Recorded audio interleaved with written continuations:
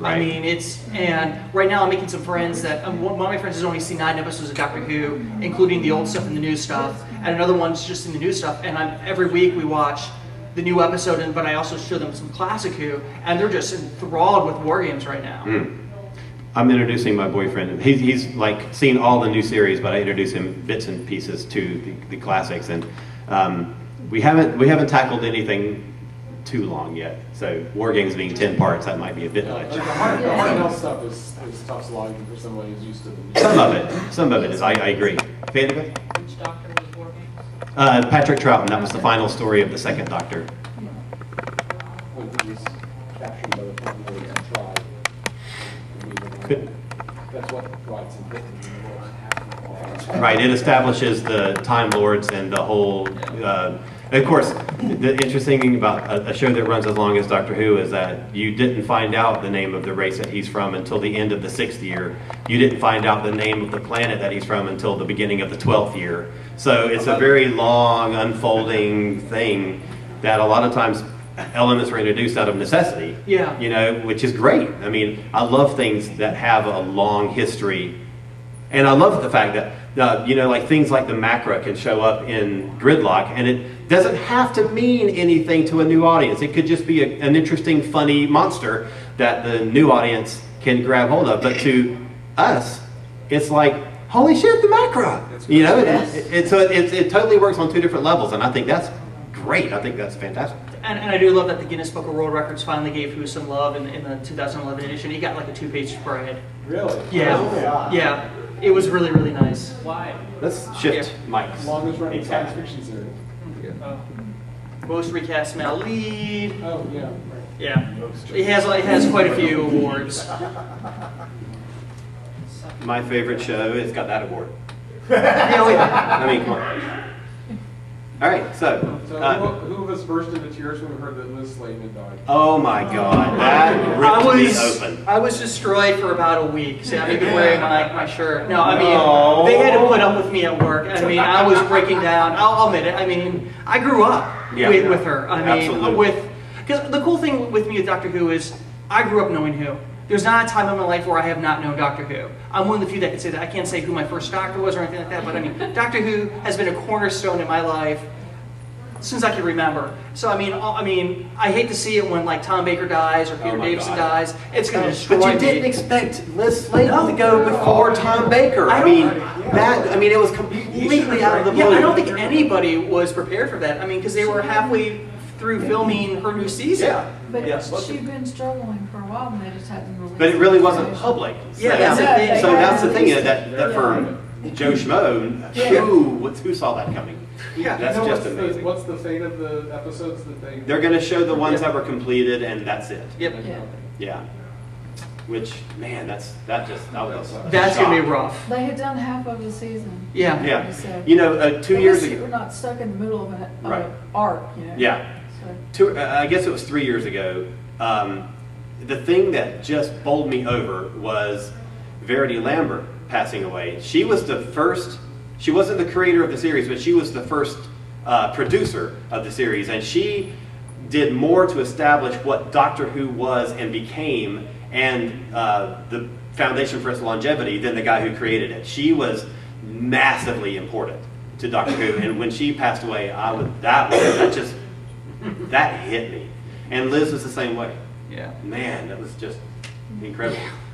So we're going to do a special tribute to, both Nicholas Courtney, who passed away this year, and Liz Sladen this year at Timegate. So definitely come for that. I haven't seen all of the Sarah Jane Adventures. I'm kind of behind. Where exactly Founders Last and Alien? Didn't Nicholas Courtney do a cameo? Or He did in season 2 of Sarah Jane. Yes, That's very cool. Season That's very cool. He finally got to kill an alien. Oh, Yeah. how many After all those seasons of years. Sarah Jane Adventures have there been? They were So far. filming the 5th season when she passed. Boy, I'm way behind. 10 episodes each season. Okay. Well, only through series 3 has come out on DVD. Right, Okay. right. 4 would have been coming out on DVD in the fall, I guess. Yeah, Because probably. they normally, the last season comes out on DVD when that one is starting out. Yeah.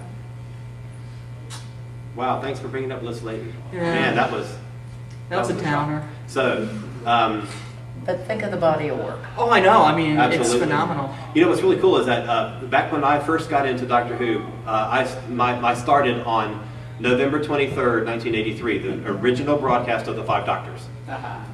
So my first introduction to the show was the concept of regeneration, because I didn't understand how all these 5 people were the same person.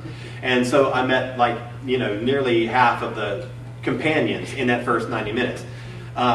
And so from that, I started to how I got my start in loving British television was that I wanted to see my Doctor Who actors in other things that they'd done. And there was a production of Gulliver's Travels for BBC television that Barry Letts had produced, who was the guy who was the producer of the Jon Pertwee era and had created the character of Sarah Jane, and wrote a part in there specifically for Liz Sladen. And I don't think it's ever been available. There's so much stuff that's not available on DVD, at least here. Yeah. But if you ever get a chance to find it, maybe it's on YouTube or something, but she's just darling. She's just gorgeous in that story. So. Yeah, but I'm glad that BBC is finally realizing how much of a fan base they do have in the States now. Slowly. Yeah. Well, they're I mean, quoting now. Yeah. They are. Yeah.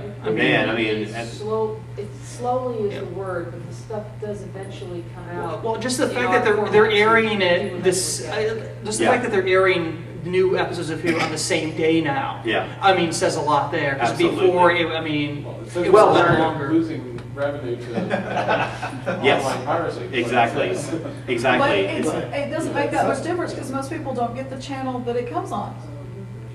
They're not on the mainstream cable channel, so. That's true, And but so at least for we won't be BBC, able to watch it. but at least for tomorrow BBC because- America's audience, it does make a difference to their existing audience. More people watch it because they don't have to download it from the people who have watched it in England, Yeah. and then don't rewatch it. So I mean, it does make a difference to them, their current audience, the way they sell the show to their advertisers and that kind of stuff. Well, and the fact that you can get classic episodes on YouTube now. I mean, Yeah. because that's all I got. What was it, Time Warrior? The first Sarah Jane. yeah. Because I bought that the day I was just like, because I couldn't get a copy of it on DVD anywhere, so I was like, let me check iTunes. And the fact that they're also showing some classic episodes on YouTube now. I mean, they're doing a lot of stuff. I mean, which is making me happy. A lot of this really started back in the 80s when John Nathan Turner was the producer. He actively courted the American audience. It had been kind of like sparse and fragmented because different PBS stations in different markets carried different packages at the time. But he came over and really worked on building a following in America. And a lot of the things that they're doing now with the show, he did or tried to do in the 80s. The Two Doctors, the Colin Baker and Patrick Troughton one, was filmed on location in Spain. It was originally set in New Orleans, and that was going to be the first time that Doctor Who had ever filmed on American soil. And the whole idea was that they had built this fan base in America. Fan base for Doctor Who in the 80s was really, at that time, got huge. I mean, we're seeing it now to the point where it's totally surpassed that, with the stars coming over and doing American talk shows and them filming in Utah, and Meredith Vieira filming in England, cameo for the show, and all this stuff. Them coming over and doing preview screenings in Chicago and New York. I mean, that's unheard of for Doctor Who. But a lot of that stuff started in the 80s. Mm-hmm. And John Nathan Turner doesn't get a lot of credit for a lot of the stuff because for many, many reasons. But that was one thing that he did that was really good, is that he really actively built fandom in America. He helped to unify it. So I don't know where that came from. That was just random. But good Random factoids. What? Yeah, exactly. Exactly. And at the time, the Doctor Who Fan Club of America, DWFCA, became the biggest Doctor Who fan club in the world. That is wacko. That's awesome. I know, isn't that amazing? So, anyway, I don't know, that was just randomness. Thanks for sitting through our randomness. Yes. Well, I mean, I hope Willy you enjoy Wildly, our timey-wimey, That's what happens when you live your life out of sequence. Exactly. Yes. Leading off Torchwood, Yeah. That's Sunday. what sort of LGB content has been in Doctor Who over the decades? Where does it Well, start? Where does it start? Well, it's It's just the very- season premiere. I Yeah. mean, was just full of it. It was amazing. Where did it? Well, I don't know, I couldn't even begin where it started. The old show, I don't think ever had anything in it, because it was considered a children's show, so they wouldn't have Yeah. gone anywhere. Yeah. Right. I don't know, There- Mask and Mandragora. You know, that's one that I always think of. I mean, you Marco. look at the two actors, and man, it sure looks like they're Juliana and Marco, playing. They were playing that. And There's that it's one sure- scene yeah. in Juliana's private room Yes. where Marco is polishing his sword, and it's like, Oh, yes, there's that. There's that. Now, interspecies relationships. There's a great one, Creature from the Pit. No. Tom Baker, at this point in his career, nobody can keep control of him, and he just goes off the rails and does just wacko shit. So there's this big, huge beanbag monster, which has an appendage that comes out, and Tom Baker's trying to get his attention and grabs it and blows on it, and you're like, my God. And you watch it, and your jaw will drop because he just gives an alien a blowjob, and it is amazing. But there really wasn't anything in the way of interpersonal relationships in classic Who. For 26 years, they didn't really do much in that way. Well, they might have, there are some places that people think it could be implied there, but because it was a children's show, they couldn't really, I mean, that wasn't, They couldn't come out. that type of content was not viewed as appropriate for children at that time. But I just don't think it was important. I don't think it was important to the storytelling. You know, it was an adventure story. It wasn't a. Generally, when a character fell in love, it was usually companion falling in love as an excuse to leave the show. Exactly, Yeah. exactly. That's exactly right. We have to get rid of some. You know, in fact, Louise Jameson, who played Leela, they argued with her, please stay up to the very last second. And finally they were like, well, the only thing we can do is just have you fall in love with this guy you met 10 minutes ago and stay on Gallifrey. So Which made no sense at all. Well, yeah. It doesn't surprise me that it was a last minute thing, because I always thought it felt very forced. Yeah. She was ready to leave. Her original contract was just for the last 3 stories of the previous season. They then asked her to stay around for the following season, and she agreed. And at the end of that season, they want her to stay so badly, and she did not want to stay. So they were like, fine, we'll just have you kissing. Marry you to But yeah, Joe Grant. Time Lord, you know. Joe Grant was the same way, and But now she's come back.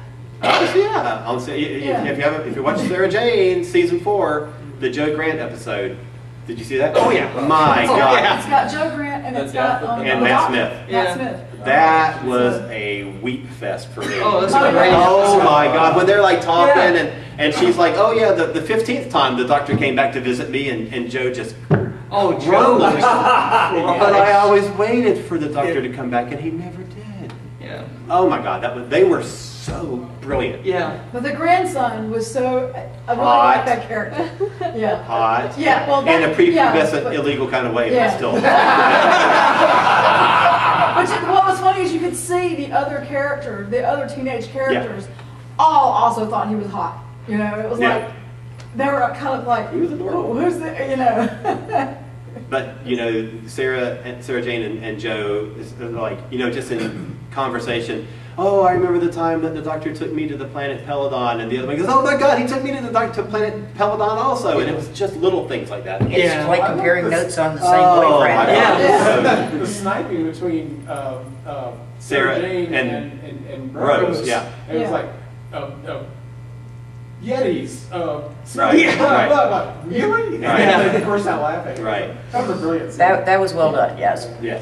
I've enjoyed when they bring old and new companions together and just let them just have a scene together, because the scenes have always been magical so far. And I thought that the return of Sarah Jane addressed an issue that had just been completely ignored in Doctor Who, Yeah. and that is what happens to the companions. when you bring You're them Yeah. absolutely right. Yeah. Yeah, and it just looked it straight in the eye and said, yeah, this is going to screw you up. Yeah. You're absolutely right. And that's one of the things that Russell was really good at. Like in the first season,